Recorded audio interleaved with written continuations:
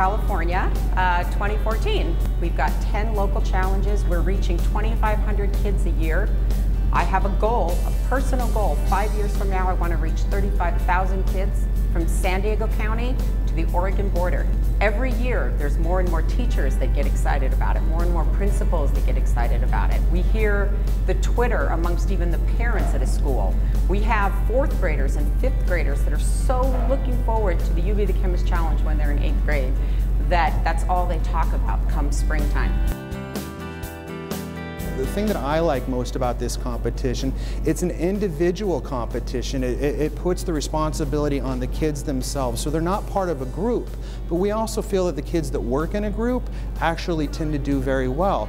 There's no Bunsen burners, there's no hands-on experiments with any kind of dangerous acids and bases. No, it's really about textbook learning, and then what we do is we take some of the chemical concepts and we put them into real-day applications. We talk not just about periodic table chemistry, but we're talking about chemistry and household things, and our food, and our medicines, and our cosmetics, and the plastics we have in our cell phones. We talk about all those, and what we do is we relate to the kids at a level which they understand. What I love about chemistry is you see the same stuff every day, and through chemistry you get to learn like what those everyday objects are composed of and what makes up our universe, and that's pretty cool.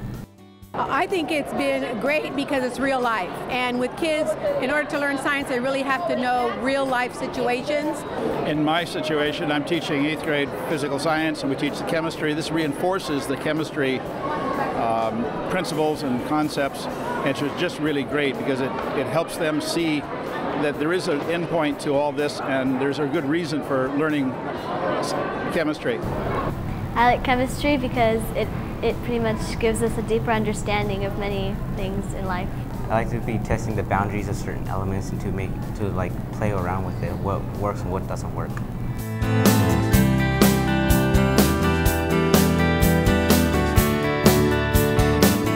You know, originally when we were looking at a venue for this competition, we knew we wanted to do it somewhere in the LA Orange County metro area, and we approached Discovery Science Center because we knew that Discovery Science Center was really, really respected among teachers, among families, and most of the kids had kind of been here in the past. They're absolutely the most fantastic organization in the world to work with. So the event tonight, they've given us their spot that's normally reserved for traveling exhibitions, and we clear out all of that and we put in a big stage, and we put in 25 to 30 kids competing, and then we have 200 to 300 people sitting in the audience, all of their friends and family and their school teachers, and they're cheering on, and then we have a series of rounds. I think we're going to do 5 rounds tonight, and the smartest kids from each round will advance to the next round, and then at the very, very end of the night, we're going to have one kid, just one kid that's going to go ahead and represent California and compete in Philadelphia.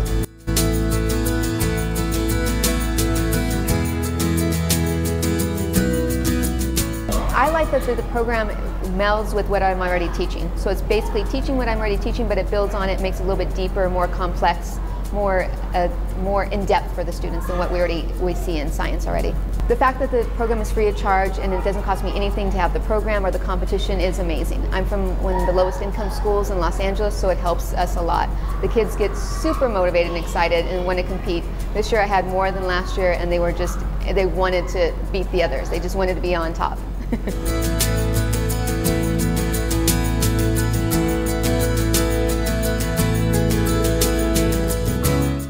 We have a dedication in our industry and a commitment in our industry members to not only expand an understanding of chemistry from kids in middle school and on up, but an understanding amongst our industry members that this is where we have our future base of our employment base. We're proud to be a sponsor of this event because we know it's fostering the education and growth of and enthusiasm of students coming up and learning about the chemistry and physical sciences.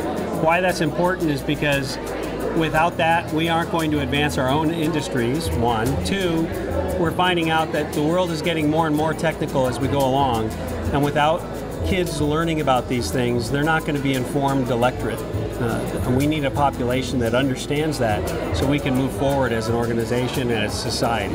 You know, this is important to us as a country. I mean, to maintain our competitiveness on the world stage and to keep American excellence going on for another 100 years, we've got to excel in science. Technology drives our economy, and to start these men and women young is the way to do it. And we couldn't be happier that we're part of this whole program, but it's critical as a country, as a society, to encourage and foster science and technology. And this is a great program. There are going to be several advancements in the coming years, and a lot of them will probably come from the minds of some of these children or people like these children around the world. They say that 8 out of the 10 jobs in the future are going to require math and science skills. These are the brightest kids I have ever seen. And if these kids that we have represent the future of our planet, we're good. I don't worry one bit, because these kids have it going.